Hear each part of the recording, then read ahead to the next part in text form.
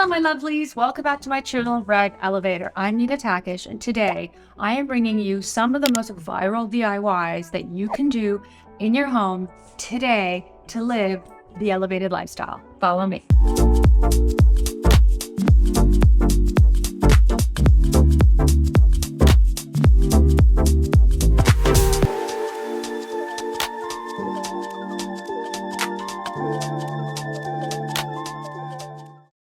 And since so many of you asked, today I am wearing this really interesting sweater from Zara, but I've had this for a long time, so there's no point in talking about it. But these are my pants from The Collective.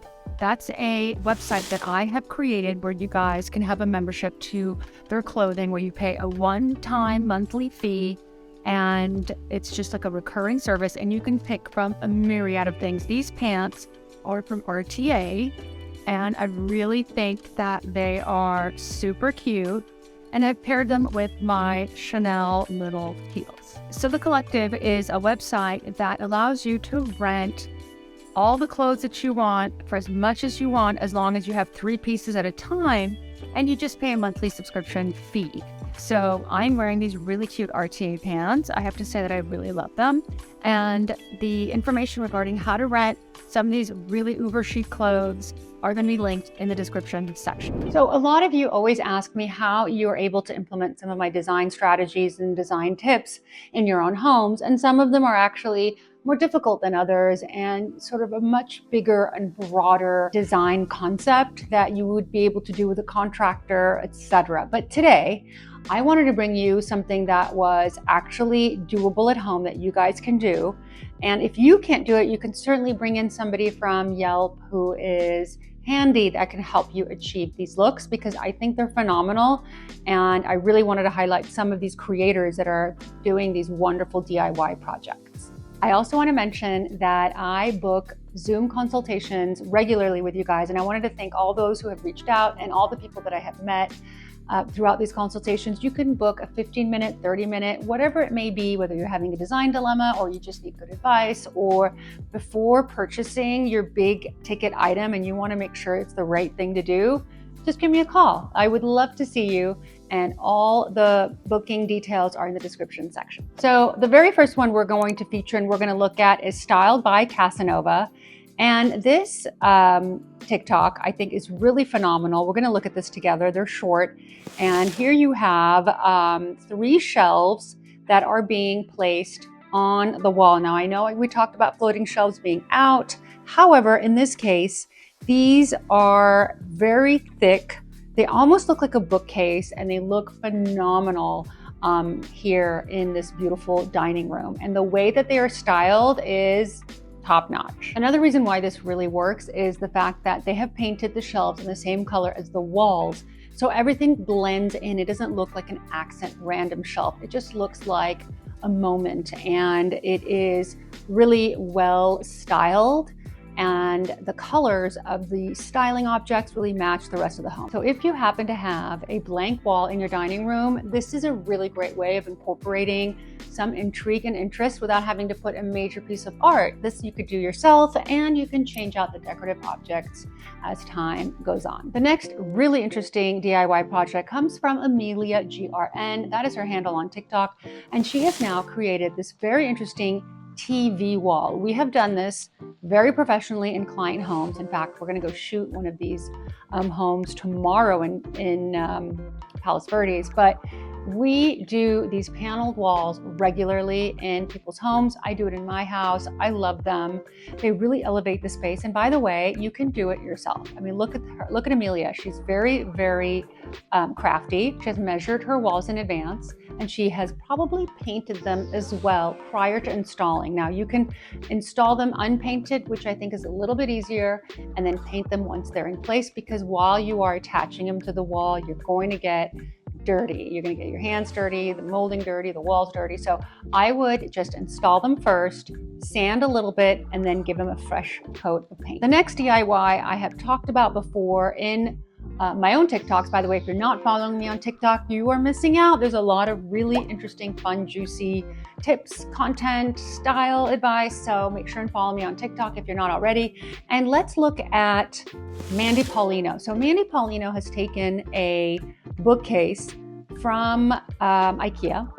So this is not a dresser, and she's turned it into a dresser. The very first thing she does is she buys tapered wooden legs. And if you just type in tapered wooden legs in Amazon, believe it or not, a host of options will come up. They're very inexpensive. And you just buy tapered legs for this bookcase, which is now a credenza. You install them. As you can see, that part is not a big deal. The next thing she does is that she's probably gone to her local lumber yard and has asked them to cut basically plywood to size. So you want to make sure that you have all your measurements of the fronts of what will be the doors of these bookcases.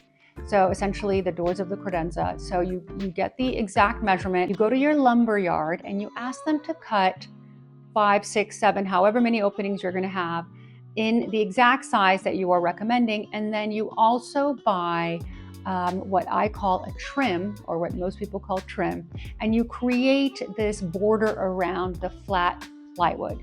It's very inexpensive. Lumber yards across the country have trim and plywood readily available with very nice people ready to cut them down for you. I know we do here at Anna Walt Lumber in LA on Robertson Boulevard. That's where I go when I need lumber. And what they will do is they will cut it, and then what you will do is you will place it, glue it on your plywood. Something that I noticed that she did that you might have missed is that she lined the plywood door fronts in a fabric. And that's really easy. All you need is a staple gun. You essentially buy fabric by the yard in your local fabric store, and then you fold it over as you would a present, and then you just staple it to the back of the plywood, and then you just insert it. So it looks really great. It's very, very chic. And now you've made this gorgeous credenza or dresser for a fraction of the cost. The next person I wanted to highlight is Julie Sousa, who decided she wanted a dome pendant in her home without spending the dome budget, which could run you somewhere in the few $100 range. So she buys a simple pendant that you can get on Amazon for maybe $29 and uses the mechanism, you know, the lighting, the circuitry, the cable, etc. But then what she does, which is really interesting, is that she takes this plastic, I would say salad bowl or just oversized bowl, which you can get at Party City, and pierces it with a hole.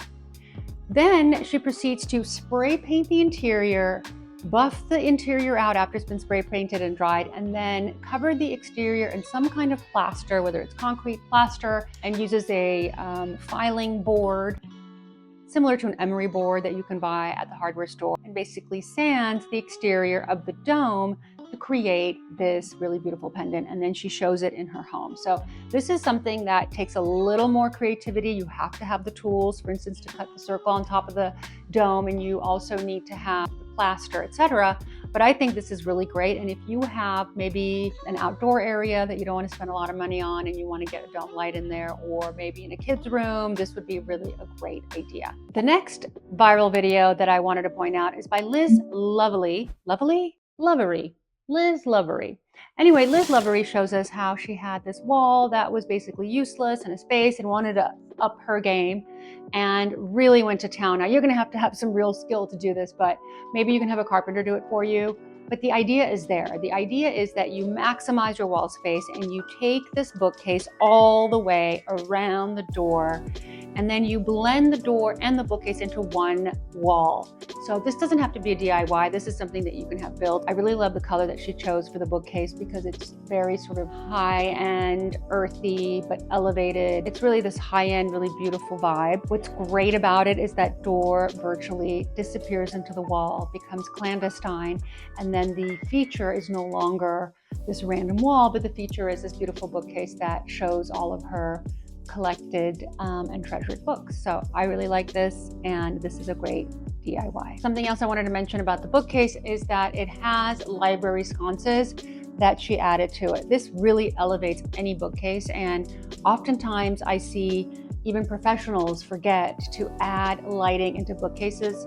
And if you're doing it from scratch, don't forget your library lighting. The next one comes from Lone Fox Home, which some of you might have heard of. He is one of the best DIYers out there. He is really very creative, and something that he did that I found to be very ingenious and easy to replicate is the following. So what he did was that he bought a peel and stick 8x8, so 8 foot by 8 foot wall peel and stick wallpaper.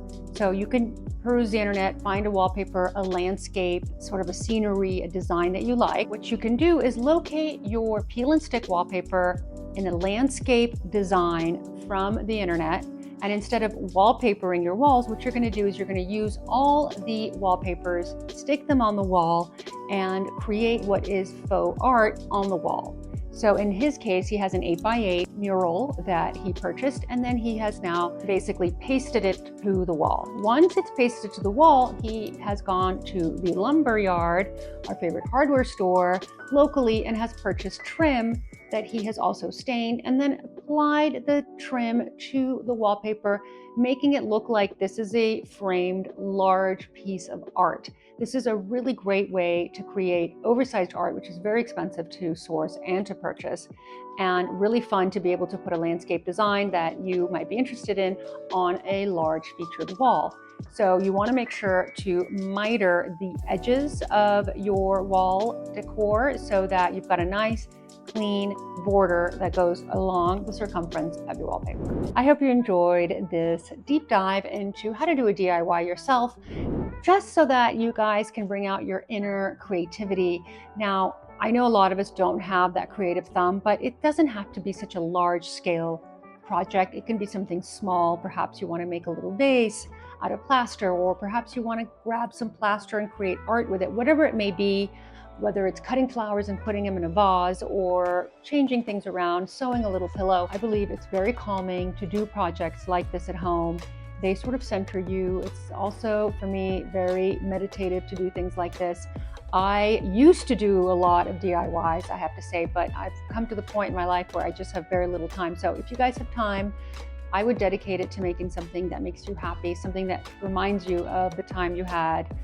Kind of like when we were in COVID and I was building puzzles. I really enjoyed that time. So these DIYs are so interesting. They bring so much creativity. I want to know which of these DIYs, whether it be the floating shelves or the wallpaper or the paneling, which one did you find most interesting and which one did you love the most? So I want to hear which one you guys like.